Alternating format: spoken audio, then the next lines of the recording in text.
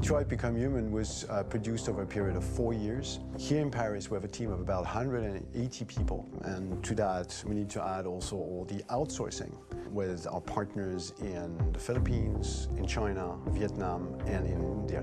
So when we started working on this story, I had to imagine where Kara was built. And for whatever reason, the city of Detroit came very quickly to my mind because it had already an incredible story by itself full of history and themes. So we traveled there with the team, and we were really moved by what we saw, and we could really feel the desire to fight and really be born again. And we just continued this curve, this growth, and just imagine what Detroit would be like if the Android industry was, using these huge factories to build androids there. A very strong element in Detroit is that there's a lot of industrial wasteland and a lot of nature too, and for us, the graphic designers, it was an incredible playground. The destroyed zones which we wanted to preserve, we appropriated them to turn into something else. Then in the areas that needed to be rebuilt, we were able to imagine our Detroit of the future. We didn't want to make a science fiction universe, but a world of anticipation. If we chose science fiction, we could have imagined flying cars, extraterrestrials, but those things are very far from our current everyday life.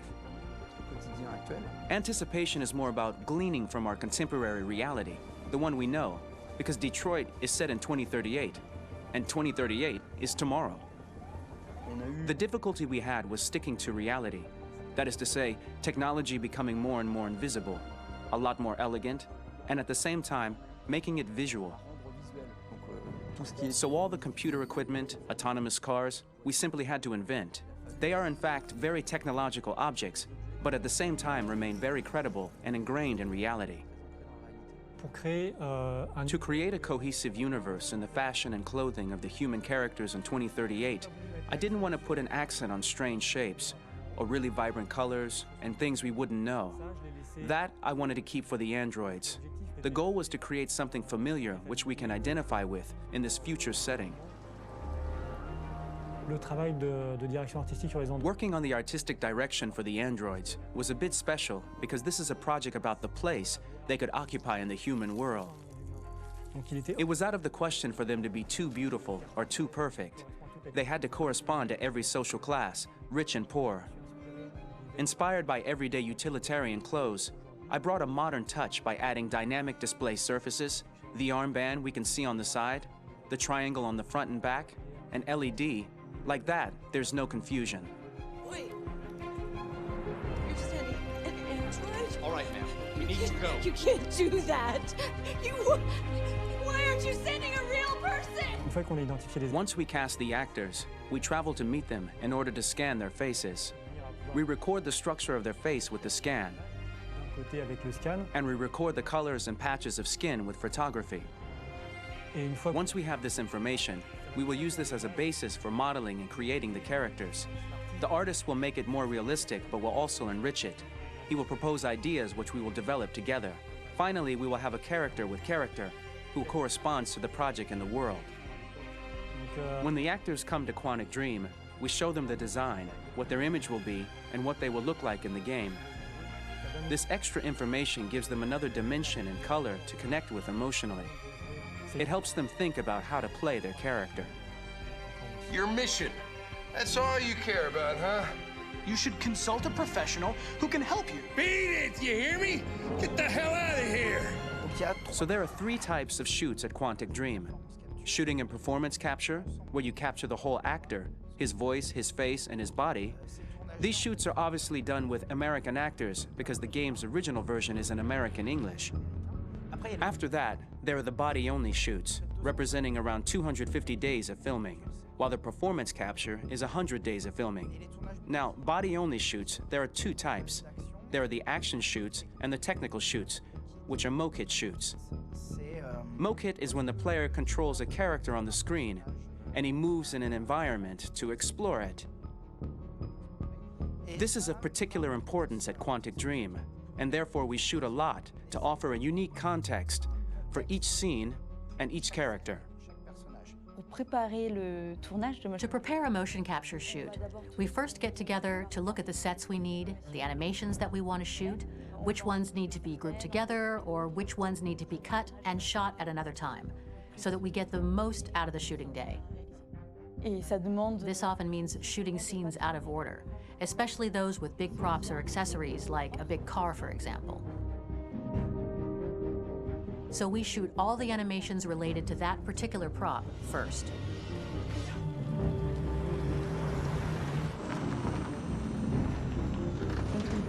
The biggest challenge for the mocap team was shooting a Spider-Man mo-kit. We had to build a wall and attach an actor to a harness with cables so we could pull him up and render him climbing. The shooting on this game took about, I would say, more than a year, maybe 1 and 2 years, with about 300 actors on set, so it's quite a massive production. But so much happened on this set, between the stunts and the shootings with a little girl and all these great actors that we had. It was really a very, very memorable journey for the team and for myself. Today, Detroit has over 37,000 animations. When we retrieve the motion capture data, it's just a cloud of points, which represent all the markers worn by the actors. From this cloud of points, we have a phase called retargeting, which gives us a skeleton. This skeleton will be applied to the characters of the game. There is still work to be done, but this gives us the main movements. Since we are working on something very realistic, we must recognize the actor and also recover all the emotion he expresses in his performance. We use a system of facts, an identity card for each actor. We make the actor do a whole range of facial expressions. Then we recover all the expressions and paste the animations on a puppet that Jan has prepared. I then recover and refine these poses. I might stretch the lip, reinflate a cheek, tiny details that make the finished product really capture the actor. Because of the nature of our mocap system today, when we receive the animations, we're missing eye movements, and so the character has that dead look. He really has no eyes, so then it's a big part of the work for the animators to find the regard of the actor in relation to his position, in relation to the body, etc. It was crazy when I saw the newest model for Kara, because they've been working on it and working on it, and this was the first time I literally jumped in my seat. It not only looked so much like me, it was the fact that it looked so lifelike. It wasn't that it looked just like it was a camera, it was something else, you know, but it looked alive.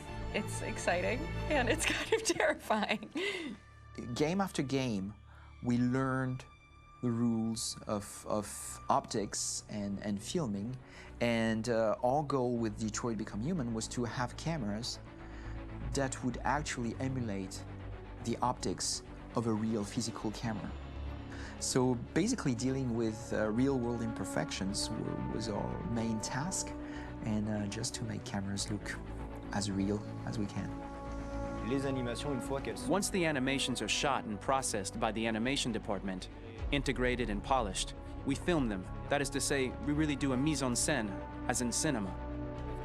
The real difficulty of our job is to know if these cameras are telling us something. Are they in the emotion of the scene? Do they describe exactly what the action must convey, what must be felt? The most important challenge for me was one of the final scenes where Marcus decides to start the revolution and go to the battlefield. Very quickly, we imagined this to be a huge sequence shot. We wanted the feeling of a cameraman running behind us while showing Marcus, the androids who help him, the person shooting at us, etc. Above all, it was necessary to say to oneself, this scene is very violent but does not glorify war. On the contrary, that war is something improbable and absurd. It was really a fun challenge. The idea was to say we have 3 characters. We would like each of them to have a specific cinematography. We wanted Kara to be much more filmed with some kind of handheld camera, to have something very living, very breathing. For Connor, we wanted something very cold and very perfect. And for Marcus, we wanted something epic and spectacular. So it was about the filming, but it was also about the photography. So we worked with a director of photography to give each character a different lighting, different key colors. Each of them would have their own worlds. And finally, we worked with the composers, so they would create a specific sound for each character, so each would have his own world and his own style.